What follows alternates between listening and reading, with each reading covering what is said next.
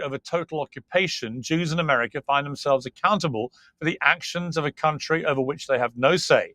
Israel's war on Hamas has unquestionably opened a spigot of anti-Semitism, and as we've sometimes seen on this show, the hatred flows in the other direction too. But American Jews are far from unanimous in their support for Israel or for Israel's war or what the government's doing in their name, as demonstrated in the recent exchange between Peter Beinart and Jon Stewart on The Daily Show. How is the world not stepping in and stopping this atrocity? I don't understand this in any way, shape, or form. It's boggling my mind. It's worse than just not stepping in. It's our weapons that are enforcing this siege, that is enforcing this mass starvation. But what makes this conversation all the more important, of course, is that how Jewish America responds to this war could ultimately determine the future of the region, hopes for a two-state solution, and even Israel itself. Well, in a moment, we'll debate all this with a special all-Jewish, all-American panel. But first, I'm joined by Peter Beinart, author of Being Jewish After the Destruction of Gaza, and the Beinart Notebook on Substack. Peter, thank you very much indeed for joining me on Uncensored. Your interview with Jon Stewart, two Jewish men talking about this situation, was very powerful. It went viral. First off, what reaction have you had to it? I mean, I think American Jews and Jews around the world are very profoundly divided. There is a kind of a real crisis in many Jewish families where people are profoundly divided about this, and often along generational lines, often younger people versus older people. And the point I was trying to make, many of my closest friends, people I love, people in my own extended family, have a profoundly different view on this than me. I still love them. I still care about them. But what I try to say is our safety, the safety of Israeli Jews, is intertwined with the safety of Palestinians. This starvation and slaughter, beyond being immoral, beyond being, to me, an offense against God, who sees all human beings as created equal in God's image, it's also profoundly dangerous for Israeli Jews, who will have to live alongside the next generation of Palestinians in Gaza who have grown up seeing their parents and their families starved and slaughtered. Yeah. You know, it's interesting. We've been covering this from October the 7th onwards on Uncensored. And for a long time, I vigorously defended Israel's right to defend itself. I felt they had a moral duty to defend its citizens after what happened on that hideous day. But certainly this year, from the start of this year, leading to the blockade, leading to the daily horrific scenes that these lines of people, thousands of them, desperate for food, clearly very, very hungry, and getting gunned down as they line up, desperate for food. To me, this crosses every line of self-defense. And when you add in the rhetoric from people like Smotrich and Ben-Gvir, these hard right guys on the cabinet, when they talk so openly about a desire to cleanse Gaza of all Palestinians, you begin to think, is there a bigger thing going on here, which many feared might be the case, which is actually a form of ethnic cleansing, of removing all Palestinians from Gaza, from the West Bank? Yes, I mean, it pains me to say this, but I think that's correct. It's important to remember the context. Most of the Palestinians who live in Gaza are only in Gaza because their parents or grandparents or great-grandparents were ethnically cleansed from Israel in 1948.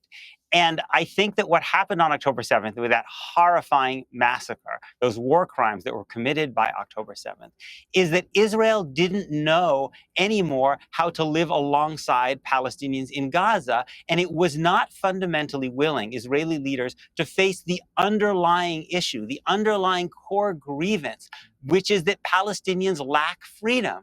And if you don't give people just because people are oppressed doesn't make them saints, right? People who are oppressed can do horrifying things, as Hamas did on October 7th. But they are subject to a structure of violence when you deny them their human rights. And because Israel wasn't willing to think about solving that core problem, it is moved towards the answer of solving the problem by mass expulsion of Gazans, which with an assist from Donald Trump. And this, for Jews, for us, this should be horrifying for us to see playing out in front of our eyes.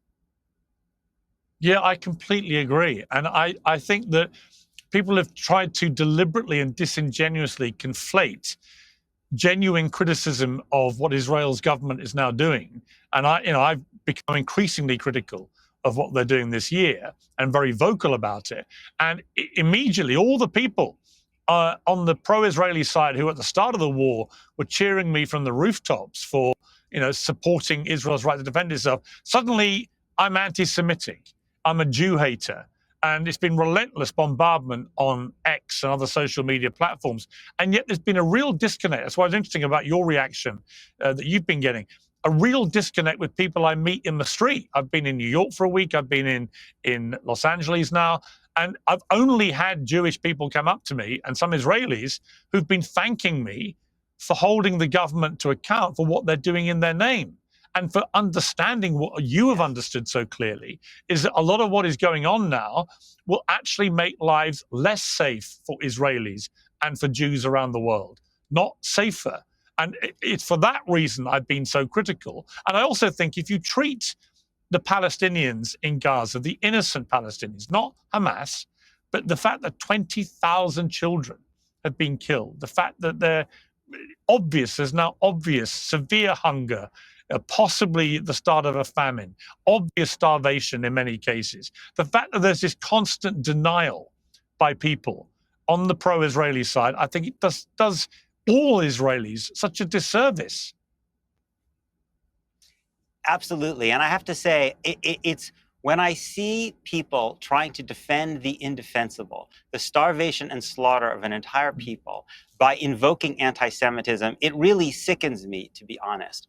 We as Jews, we have inherited a kind of a sacred legacy of the oppression and slaughter and genocide of our ancestors. And we need to treat it with grave care. That is a sacred legacy in which if you call someone an anti-Semite, you are associating them with some of the worst crimes in human history. You should not use that phrase lightly, and you should certainly not use it because you don't have any good arguments to use to defend the starvation and slaughter of children.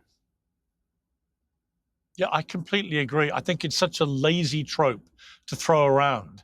And and I try and argue with the people that accuse me of this, and I say, look, I can't be, as people tried to accuse me of being at the start of the war, a pro-Zionist and so on, and then I'm also apparently a Jew hater and anti-Semite. I'm none of those things. I'm someone who's tried to look at this war as dispassionately as possible, as fairly as possible, and tried to work out what is happening here.